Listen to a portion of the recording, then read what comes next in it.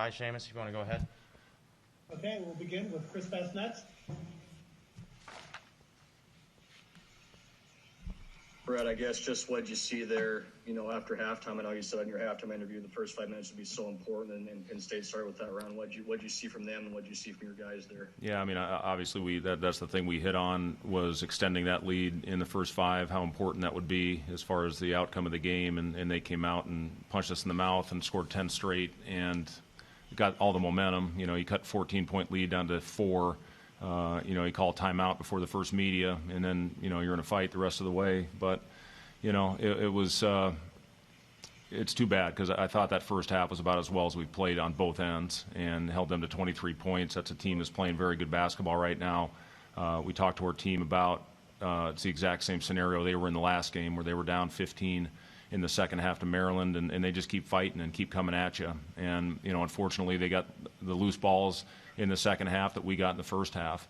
And, they out-rebound us 23-11 in the second half. Our guys, they battled all the way to the end, but, it's just so unfortunate that those first 3 minutes, everything went their way, and they cut that thing down to 4. So, again, what I talked to the guys about in the locker room was just, the character they showed all year, the fight they showed all year, how they battled through more adversity than any other team in the country with everything that we went through. And, they kept coming in and, wanting to get better and, battling all the way to the end. And, it's a team that I thoroughly enjoyed coaching. Normally wouldn't say that when you have a record like we had, but it was a team every day they came in, they were ready to work, and I appreciate that. And, I talked to them about, obviously we're going to have to be a more consistent basketball team next year, in order to win these types of games. We're showing a lot of great flashes. We're a much better team now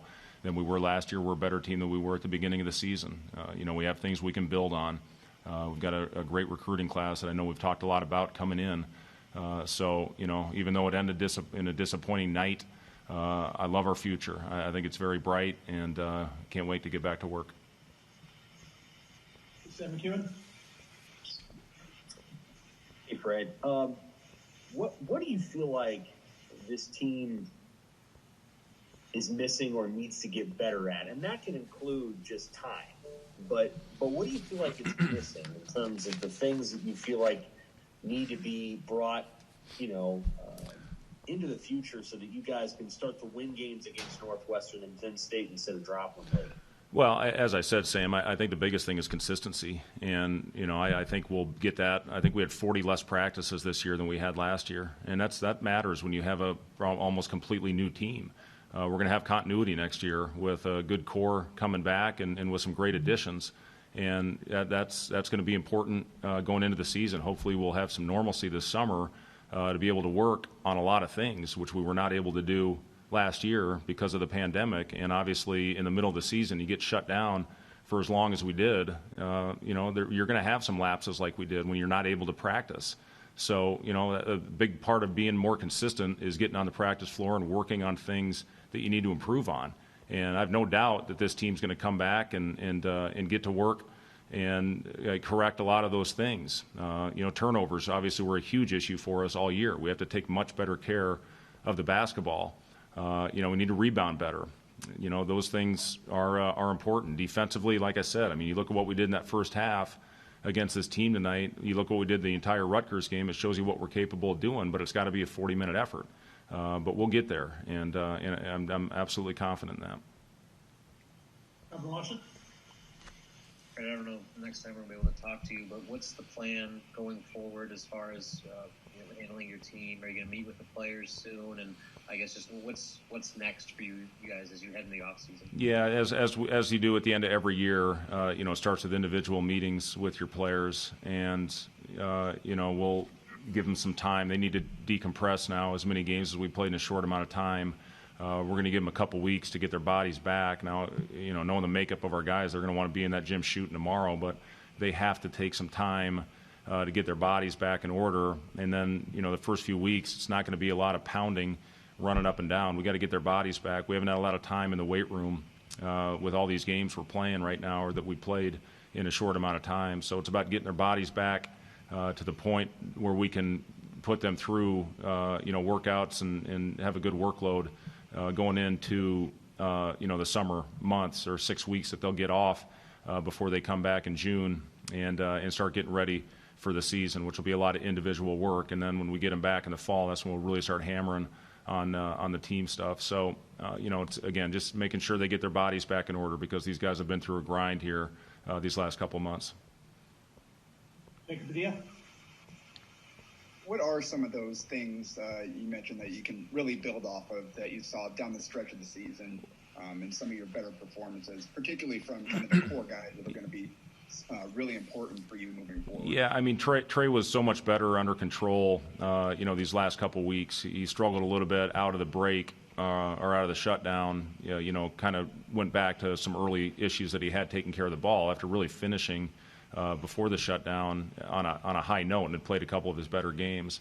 But I think he's really made good plays and stepped up his game and taken better care of the basketball. But we need to play more under control. Our offense really picked up these last 3 weeks of the season. You look at our assist numbers; it's where we need them. It's where we need them to be. And when you have that type of movement, you look at our first half tonight, second half against Northwestern, the entire game against Rutgers, the Minnesota game. I thought we were really good moving. So, we're starting to figure it out. And again, we're not going to have a whole new team next year where you got to reintroduce a system or introduce a system and pretty much start from scratch, which is what we've done the first 2 years.